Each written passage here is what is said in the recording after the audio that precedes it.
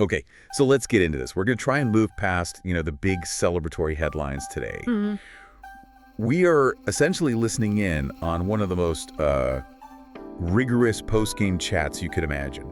A really candid conversation between two titans of the sport. Right. You have Nick Saban, fresh off the sidelines, and now in the commentator's booth, he's the master critic.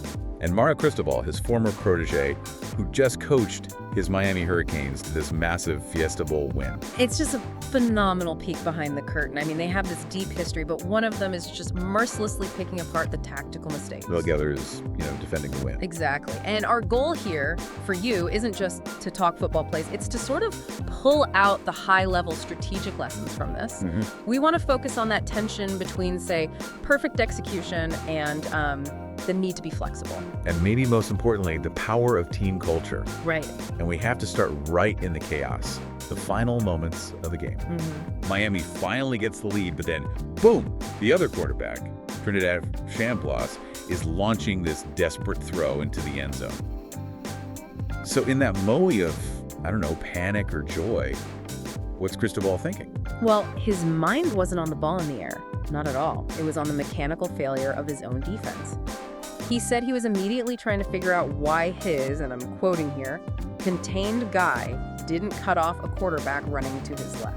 Okay, wait, hang on. For those of us who aren't, drawing up blitz packages on a Sunday, can you paint a picture of what that actually means? A containment failure? Sure, yeah, good question. So in football, a contained looper is usually a defensive player whose job isn't to rush the quarterback, it's to hold the edge of the pocket. Okay. So he forces the QB back inside, or, and this is the key part, he cuts off the escape route if the QB tries to scramble. Cristobal saw that his guy got stuck. He didn't hold that edge. Which gave Chambliss those extra critical seconds. Exactly. Seconds to get outside the pocket and make that really accurate throw. Wow. The fact that his immediate focus was on that one single mechanical breakdown. Yeah. I mean, that just shows this incredible, almost cold mental discipline you need at that level. It really does. It proves that even the biggest, most dramatic wins are really rooted in these small, sometimes mundane executions or failures. Right. It wasn't about the emotion, it was about the structure. Precisely. Okay, so let's transition to the core critique, because Saban, he was holding nothing back. His big argument was that Miami dominated the game. He was incredibly blunt about it. But they just kept shooting themselves in the foot. Yep. Letting the opponent turn Miami's own errors into points. He said that for the whole first half, Miami was really only stopped by themselves, not by the Ole Miss defense. They were just the better team. Right, and he had these specific painful examples, like a holding penalty that just erases a huge 25-yard run. Or a sack, another holding call, all of it turning great field position into, punts. Saban was adamant they should have been ahead 2 scores by the half. And this is really the first big lesson for you listening. Saban's critique. It's about unnecessary friction, the self-inflicted wounds. How often in your own work do your own processes or, bad communication? How often do your own holding penalties wipe out the big gains your team just made? That's a great point. The failure wasn't the competition, it was their own execution. Exactly. And that brings us perfectly to the biggest clash of the whole conversation. That 2-minute drill right before halftime. Oh, yeah. When Ole Miss managed to steal 3 points. And Saban just asks him point blank, "What the hell are you doing? We should never let him get the ball back." It's the ultimate critique of clock management. Saban's point was, look, you're dominating. The main goal with that little time left should be to protect the ball, protect the lead, and just run out the clock. Forget the points. But this is where it gets so fascinating. Because Cristobal doesn't just defend his choice. No, he goes right back at him. He quotes Saban's own rules back to him. He says, "Coach, I hate to stop you, but let me correct you as by your standards, and I'll show you your notebook if you want to." It was such a great moment of tension.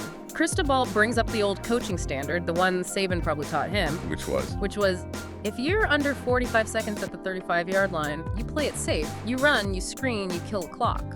But if you have over a minute, especially, he said, over a minute 10, the philosophy was to be aggressive. So Cristobal was following the book. He was following Saban's old book. Which I guess is a classic defensive tradition, but maybe not the best real-time adaptation. Yeah. Didn't he risk giving a quarterback like Chambliss way too much time? He absolutely did. And that's why Saban's response was just so telling. He kind of pauses, takes it in, and just says, I need to see that.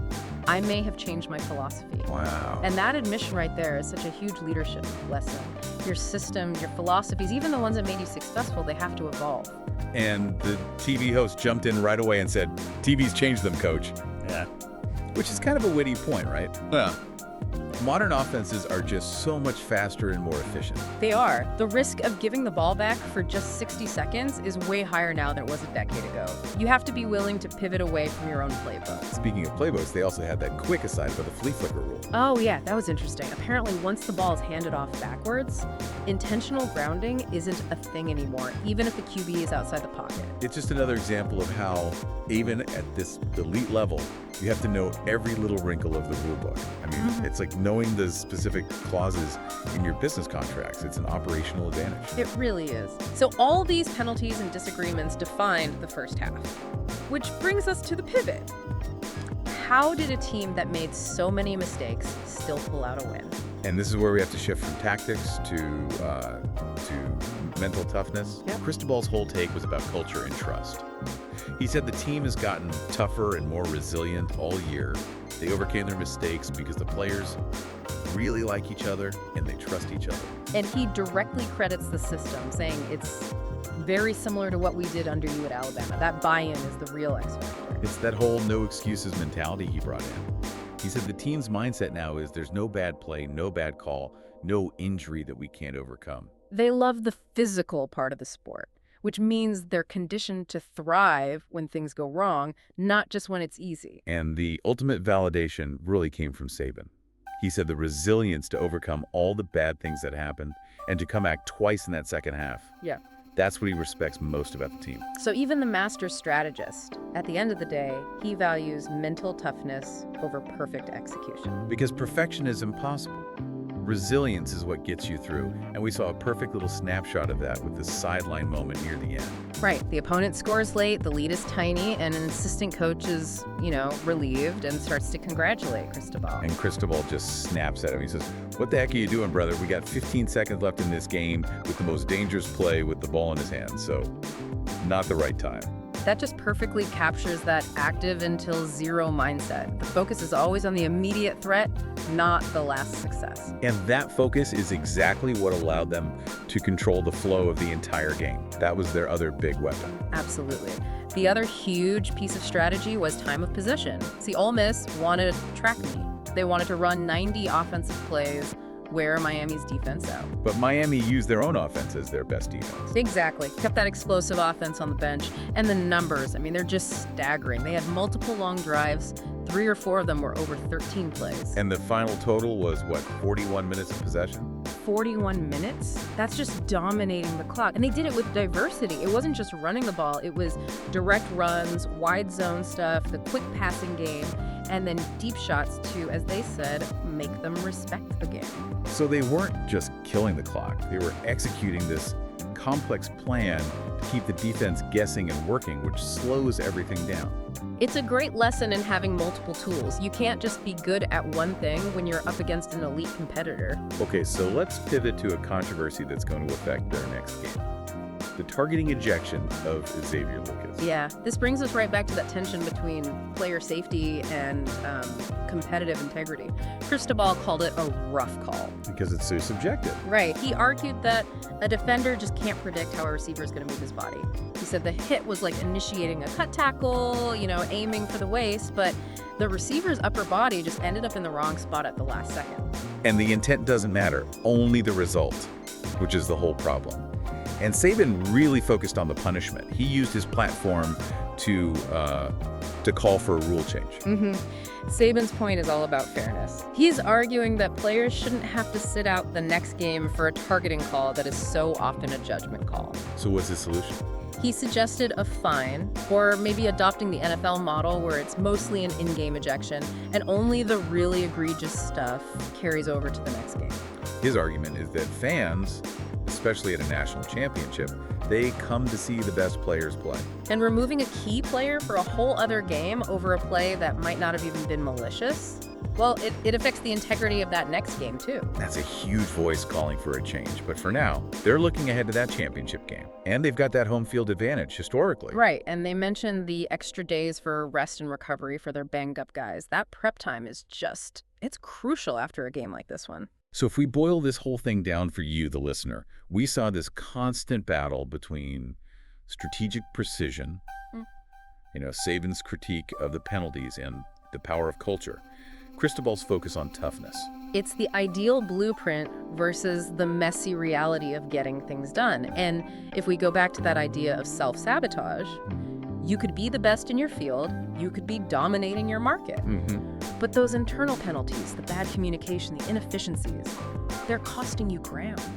The takeaway is that you can dominate, but if you don't execute cleanly, you're just opening the door to risk. The failure wasn't external. It was a failure to live up to their own standards.